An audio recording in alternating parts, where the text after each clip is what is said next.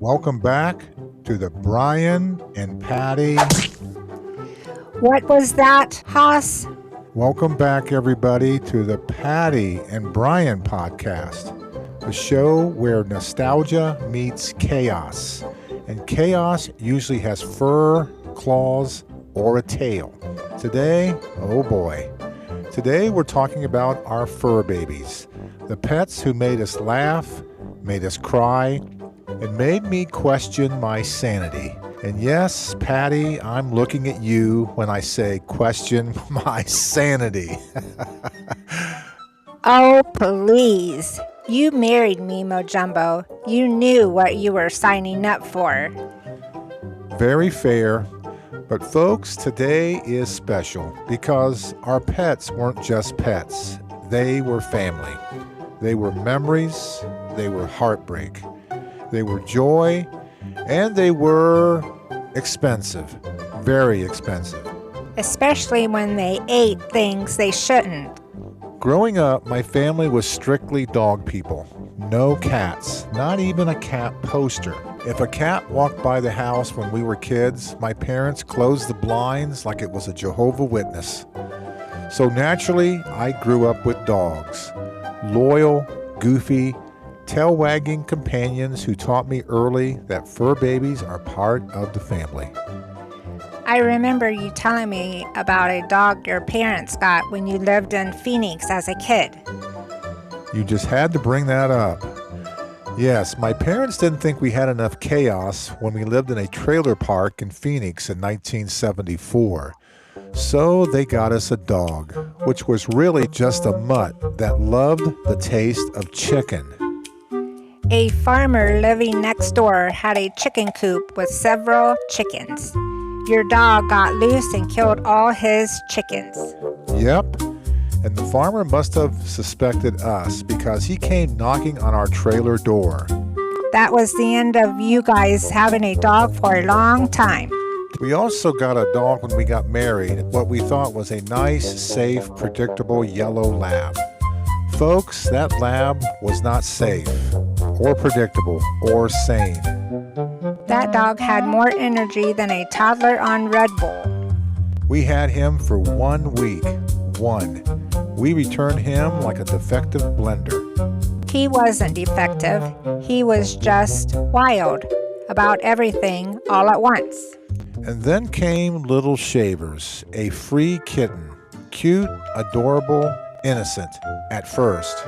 He was innocent for about 5 minutes. Then he grew up and turned into a feline Don Juan. That cat was always in heat and on the prowl. He literally climbed walls to get out. He scratched at windows. He plotted escape like he was in a Shawshank prison. He invented the phrase, catting around. And when he finally escaped the house, he came back weeks later with, 5 kittens? Yep, many Little Shavers. His legacy. His army of mini-me's all through the neighborhood. He was the tomcat of tomcats. He was feral, wild, and untamable. Basically, the cat version of you as a young man. We never saw him again after that, but we remember him. Little Shavers, the cat who lived fast, loved hard, and fathered half the neighborhood. And now we have to talk about Woody. Do we have to? Woody was a parrot that was given to me by my nurse manager. She said she knew I would take good care of him. She had Woody for 12 years. Woody tried to kill me one day while you were at work. He was very restless in his cage, so I opened his cage and he flew out and landed on my neck. I tried to grab him to place him back in his cage, and he attacked me. You called me at work. I had to drive home and take Woody off your shoulder. My manager, Julie, laughed for years about little Woody intimidating Big Brian. A couple of weeks later, I felt the house was too hot. So I turned the heat down a little bit. I had worked a double shift that day. I came home and found my Woody on the bottom of his cage. He was dead. I thought he was just sleeping. I only turned the heat down a few degrees. It was the middle of winter, honey. You killed my parrot. Julie had Woody for 12 years. I had him for 12 days. Now deep breath, because this next story hits pretty hard. Even harder than poor Woody. It's about our wonderful Doxy, Oscar. He was another gift from my brother Rick. Rick has tried to be a dog person, but it hasn't worked out. And we are always happy to be foster parents. The downside is that we fall in love with them, and when they pass away, it is almost too much to bear. Oscar was very protective of you. I couldn't get close to you when Oscar was on your lap. He was my guardian angel. He was sweet and loving, but he took his job of protecting me very seriously. Oscar was a tweenie, but he thought he was as big as a Saint Bernard, and he was fearless. He died suddenly of CHF in 2017. He passed away in my arms at the vet's office. I cried for days. I still miss him. Now, on to our Siberian Husky, Skyboy. Blue eyes, wolf energy, heart of gold. And appetite of a garbage disposal. Marcus used his graduation money from my brother Rick to get him. We went to the breeder and we said, we will let the puppy choose us. Whatever one comes to us, we will take. One puppy walked right up to Marcus immediately, and that was it. Skyboy was ours. We loved it when we got him home, and he started to howl. Boy, did he howl. His howl sent shivers up your spine. It was awesome. It showed us that he was happy. And when we howled, he would always answer back. We were part of his pack. It was one of the beautiful things about Skyboy. One of the not so great things about Skyboy was that he was nosy. It got him in trouble a lot. Like the day he bit the lid off my Coumadin bottle and then ate half the bottle. He could have bled to death. Then another day, he ate a buckeye in my man cave, a real buckeye. The surgeon said without surgery, he would not survive. The surgery was $2,500 out of pocket. We paid without hesitation. He also ate an entire chicken one afternoon, bones and all. I took the chicken out of the oven and left the room for 30 seconds to tell you and Marcus dinner was ready. 30 seconds. When I came back, the only evidence was Skyboy's guilty look and remnants of chicken on his face. He inhaled that chicken like a wolf. Never let a husky guard your food. When we moved to our current house, we had a huge backyard. Skyboy would go out in the yard and not want to come in, even in winter. He wanted to stay out in the yard. He could really tolerate the cold and snow. We were afraid the neighbors would report us, but he loved the cold. He wouldn't come in. And he did have a double coat. As the years passed, he started to become weaker, and later Marcus found a tumor. Skyboy was the strongest animal we had ever seen, but the cancer took its toll. We had to get him pain meds. Then one day, his tumor broke and he bled a lot. Our strong warrior was losing his strength, but even when he could barely walk upstairs to see us, he would crawl until he made it up the stairs or onto the couch. He loved his family. Marcus said when he couldn't walk Skyboy anymore, he knew the end was near. For 12 years, he was strong and determined. Finally, we had to call to have him put down. They could even do it at our home. When Animal Hospice came, I almost said no. I just did not want to lose my Skyboy. I finally laid on the floor with Skyboy and hugged him and said goodbye. I had to leave the room. I couldn't bear to see him pass.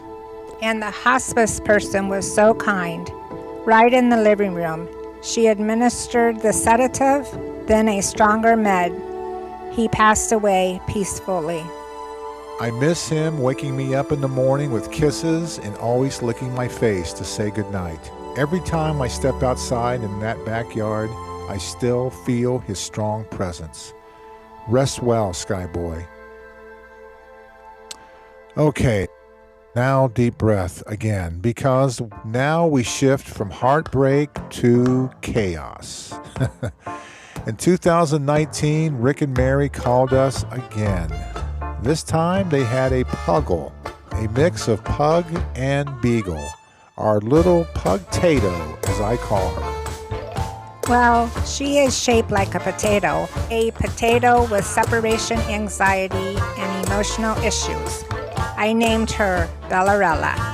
When I first picked her up, I found she was also terrified of taking car rides. But when she got home, she zoomed around the house like she was reenacting the Indy 500. She had found her home. She was a challenge for a while. She barked at everything: dogs, people, kids, leaves, air. We take her on a lot of walks. She chases cars, rabbits, shadows. We came very close to calling Rick to say we were bringing her home that first week. But she was so dependent on us, and she loved her new home.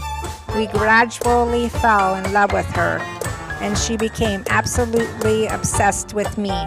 She never leaves my side. When I went to work, she went into mourning. She had separation anxiety so bad, Patti couldn't even go to the mailbox. Patti retired a few years ago, and Bellarella never leaves her side. She sleeps with us every night, as snug as a pug in a rug. And she still cries when I leave the house. She watches out the window for hours. I'm basically her emotional support human. We almost returned her 5 times that first week. Now we don't know what we would do without her. She's got the cutest little punk face ever, and she has become a part of our life. She's my little girl, even when she's being a lot, which is every day. Then came Mew, the kitten we thought was male. Surprise, she wasn't. She is adorable and wild and in heat every 5 minutes.